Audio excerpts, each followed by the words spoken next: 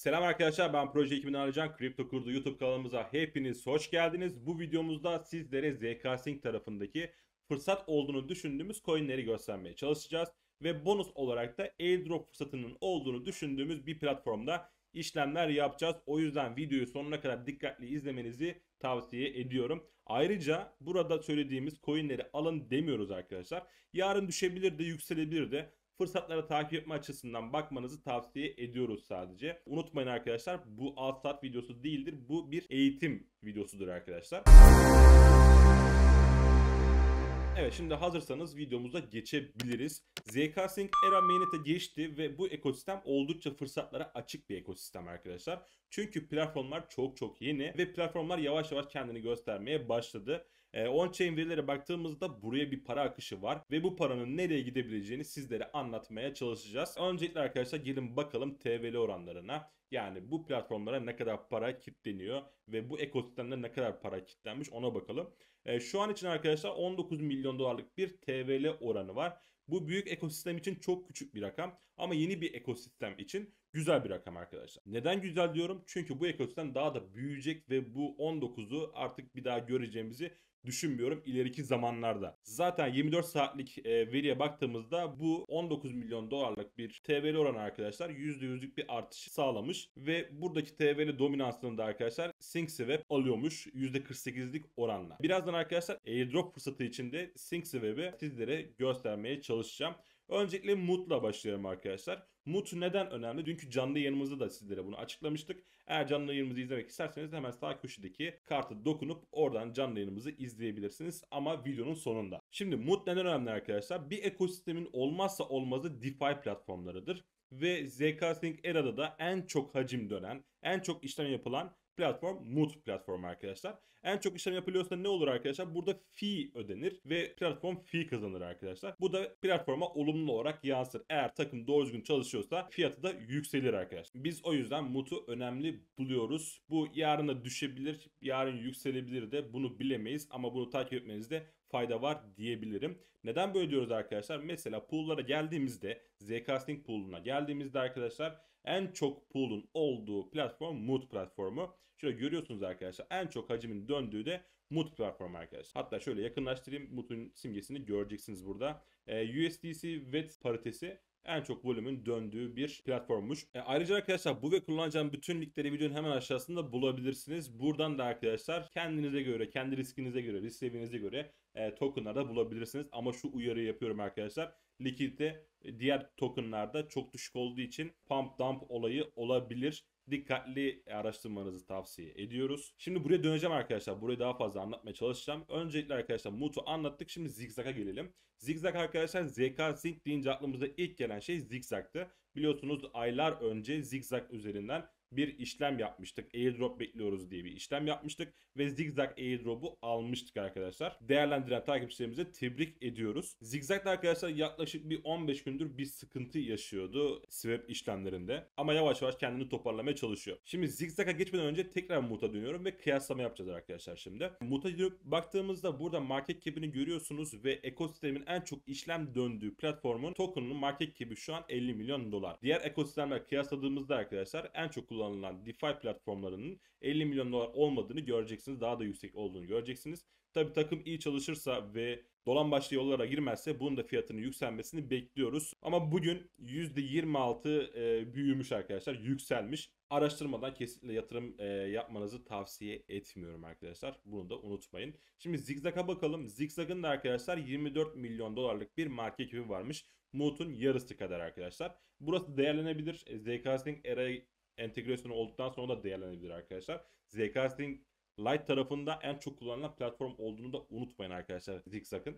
ZK-Sync için önemli bir platform diyebilirim. Şu ana kadar arkadaşlar iki tane böyle baba yiğit dediğimiz coin var. Biri Zigzag'tı, biri de Moot'tu arkadaşlar. Diğer tokenlara da bakacağız sizlerle birlikte şimdi. Evet, burada arkadaşlar Moot'tan sonra GemSwap'in platformunu görüyorsunuz burada. Onun token'ı da ZGEM arkadaşlar. Bu da değerlenebilir ama Moot ve Zigzag'a göre biraz daha riskli diyebilirim. Yani yatırım yaparken dikkatli olmanızı tavsiye ediyoruz arkadaşlar. Burada da arkadaşlar shit dediğimiz, hani böyle meme dediğimiz arkadaşlar, meme tokenlar var burada da. Bunları da araştırabilirsiniz. Eğer böyle vurkaçlık tokenlar istiyorsanız da buraları kontrol edebilirsiniz arkadaşlar. unutmayın, buradaki coinler, yani düşük likiditeli olan coinler yarın sıfırlanabilir. Yarın 2x 3x yapabilir. Bunu araştırmanız gerekiyor. Dikkatli olmanız gerekiyor. Şimdi TVL oranlarına geri dönelim arkadaşlar. TVL olarak ZinkSwap başı çekiyor. 9 milyon dolarlık bir TVL oranı var arkadaşlar. Sonrasında Mood geliyor. Sonrasında SpaceFi geliyor. Ardından GameSwap geliyor arkadaşlar. Unidex'i saymayacağım çünkü bu cross-chain birçok ağı temsil ediyor. Aynı zamanda SpaceFi de aynı şekilde arkadaşlar Evmos ve ZK Sync tarafında çalışıyor. Ama bizim odak noktamız burada sadece ZK Sync tarafında piyasayı, yani dominansı, şuradaki dominansı ele geçirebilecek, bir pay alabilecek platformları araştırmak. GameSwap'de burada görüyorsunuz arkadaşlar. Şu anki TVL oranı çok düşük, 647 bin dolar civarında. Platforma girip yan cüzdanlarınızda arkadaşlar işlemler yapabilirsiniz. Özellikle GameSwap tarafında. Ayrıca arkadaşlar ZK kendi sitesine girdiğimizde ekosistem bölümüne geldiğimizde arkadaşlar burada ERA'da çalışan platformları göreceksiniz arkadaşlar. Cüzdan olsun, DeFi olsun, tüm hizmetlerin olduğu platformları göreceksiniz arkadaşlar. Burada çoğunluğu aslında cross-chain arkadaşlar. Her başka ağlarda da çalışıyor ama dediğim gibi bize Mood gibi, Zigzag gibi arkadaşlar sadece ZK tarafına yoğunlaşmış projeler gerekiyor. Bu linki de arkadaşlar videonun hemen aşağısında bırakıyoruz. Bu linki de oradan ulaşabilirsiniz. Kendi araştırmanızı yaparak burada herhangi bir platformu değerlendirebilir, keşfedebilir ve araştırmayı yapabilirsiniz. Şimdi arkadaşlar bonus içeriğimize geleceğiz. O bonus içeriğimizde neydi? Bakın burada TVL oranı en yüksek olan ZinkSwap. Şimdi ZinkSwap neden önemli arkadaşlar? Biliyorsunuz biz cüzdan takibi yapıyoruz. Büyük cüzdanların takibini yapıyoruz. Özellikle airdrop'u fazla alan, hemen hemen bütün airdrop'ları kovalayan cüzdanları yakın takibi alıyoruz arkadaşlar. O cüzdanların çoğunluğu da ZinkSwap'ten pool işlemleri gerçekleştirmişler. Yani 10 cüzdan varsa arkadaşlar 7 tanesi ZinkSwap'ten işlem yapmış. 3'ü de arkadaşlar Mood'dan işlem yapmış. Şimdi ZinkSwap burada airdrop yapabilir. Bakın buradaki airdrop arkadaşlar ZK-Sync airdrop'u değil. ZinkSwap'in kendi token'ının airdrop'u olabilir. Biz de arkadaşlar bu yüzden ZinkSwap'te işlemler yapmaya çalışacağız sizlerle birlikte. Hemen ZinkSwap'in sayfasına geliyorum. Ben buraya cüzdanımı bağladım. Hatta şöyle cüzdanımdan bir çıkayım, tekrar bağlayayım. Connect Wallet diyorsunuz arkadaşlar. Ben burada MetaMask'ı kullanıyorum ve cüzdanımı bağladım. Siz ilk defa bağlıyorsanız burada bir onay gelecek. Onayladıktan sonra cüzdanınız bağlanmış olacak. Gördüğünüz gibi arkadaşlar her DeFi platformu gibi burada trade ve pool işlemleri yapacağız. Öncelikle arkadaşlar pool yapmak için elinizde 2 tane token olması gerekiyor. Mesela bende USDC ve Ethereum var. Eğer sizde yoksa Ethereum'larınızı ne yapacaksınız arkadaşlar? Bir miktarını USDC'ye çevireceksiniz. Ardından pool işlemleri yapabileceğiz. Peki swap işlemi nasıl yapılıyor arkadaşlar? Şöyle size örnek göstermek istiyorum. 0.05'lik almak istiyorum. O da 90 dolara tekabül ediyormuş arkadaşlar. Şöyle 100 dolar yapalım. Ben burada swap işlemimi yapıyorum. Şimdi onay gelecek arkadaşlar. Cüzdanımdan onayı veriyorum. Ve gördüğünüz gibi şimşek hızında işlemim onaylandı arkadaşlar. ZK-Sync gerçekten çok iyi çalışıyor. Ve çok hızlı bir ekosistem arkadaşlar. Şimdi elimde 2 tane token var. Birincisi arkadaşlar Ethereum, diğeri de arkadaşlar USDC. Ne yapacağım bunları? Pool'da likidite ekleyeceğim. İkisini birleştireceğim. Pool kısmına geldim. New Position diyorum arkadaşlar. Ve burada klasiği seçiyorum. Enter Pool diyorum arkadaşlar. Burada overview görüyorsunuz ama bizim burada önemli olan kısım, yani ilk defa yapacaksanız deposit kısmı arkadaşlar. Deposit kısmından ben şöyle size örnek olsun diye 10 dolarlık yapıyorum. Şöyle şunu da 0.1 yapıyorum arkadaşlar. Ve burada Unlock USDC diyorum öncelikle. Approve vereceğim. Burada maksimum değil de mesela 10 dolarlık şey yapıyorsam bunu 15 dolar yapayım. Herhangi bir sıkıntıda maksimum 15 dolarlık bir emanet etmiş oluyorum USDC'mi. Evet, burada deposit diyorum arkadaşlar. Cüzdanıma yine bir onay gelecek. Ve bu onayı verdikten sonra ve pool'a bir likidite eklemiş olacağım arkadaşlar. Gördüğünüz gibi bu platformu kullandım. Siz bunu kullanırken ne yapacaksınız? Trade işlemlerini burada arkadaşlar yapabilirsiniz. Burada pool'lar var.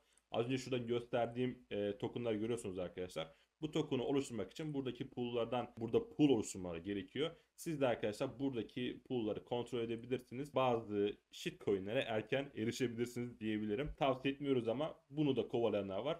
Onlar için de güzel bir içerik olsun istedik. Gördüğünüz gibi arkadaşlar pool kısmına tekrardan geliyorum şöyle. Deposit kısmını az önce yapmıştık. Burada withdraw'la arkadaşlar siz buraya deposit ettiğiniz miktarı Ne yapacaksınız arkadaşlar? Withdraw diyerek geri alabiliyorsunuz. Bunu da unutmayın. %100 yapmanıza gerek yok. Para ihtiyacınız yoksa arkadaşlar %25'lik bir işlem yaparsınız. Hem de burada bir transaction oluşturmuş olursunuz arkadaşlar. Kendi pozisyonunuzu da burada görebilirsiniz. Havuzun %0.002'sini ben alıyormuşum. Buradan da fee ödülü kazanabilirsiniz arkadaşlar. Tabi bu miktar düşük.